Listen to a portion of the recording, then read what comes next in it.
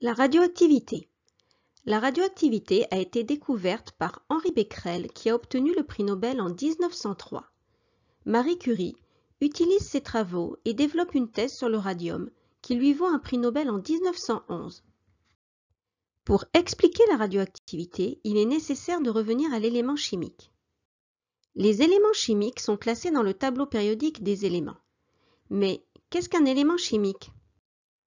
Un élément chimique est une entité chimique, atome, isotope, molécule ou ion, définie par son numéro atomique Z et représentée par un symbole chimique noté X. Z est le nombre de protons, A est le nombre de nucléons, c'est-à-dire le nombre de protons plus le nombre de neutrons noté N, A égale à Z plus N. Si l'élément chimique est un atome, cet atome est composé d'un noyau contenant Z protons positifs et N neutrons neutres et d'un nuage électronique négatif. L'atome étant neutre, le nuage contient Z électrons. Intéressons-nous aux éléments H11 et H12. Ces éléments possèdent le même nombre de protons, mais pas le même nombre de neutrons. Ce sont donc des isotopes. Le noyau est le siège de réaction nucléaire, tandis que le nuage électronique est le siège de réaction chimique.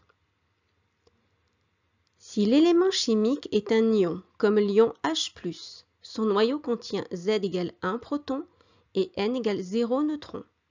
L'ion étant positif, il a perdu un électron, il contient alors 0 électron.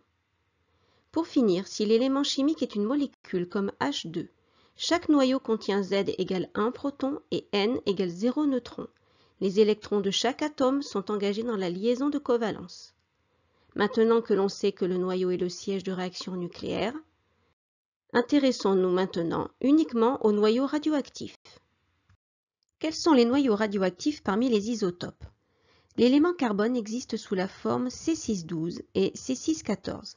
Ces noyaux contiennent tous les deux 6 protons, mais le carbone 12 contient 6 neutrons, alors que le carbone 14 en contient 8. Ce sont des isotopes. On constate que pour le carbone 14, N est supérieur à Z, et il se trouve que le carbone 14 est radioactif. Du fait de cet écart, la cohésion dans le noyau n'est plus maintenue. Le noyau est instable, il est radioactif. En consultant la vidéo du CEA, on découvre qu'il existe d'autres cas d'isotopes radioactifs.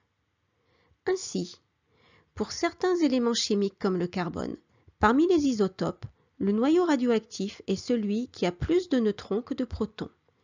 Pour d'autres éléments chimiques, ce sera celui qui a plus de protons que de neutrons. Et pour les derniers, ils auront trop de protons et trop de neutrons.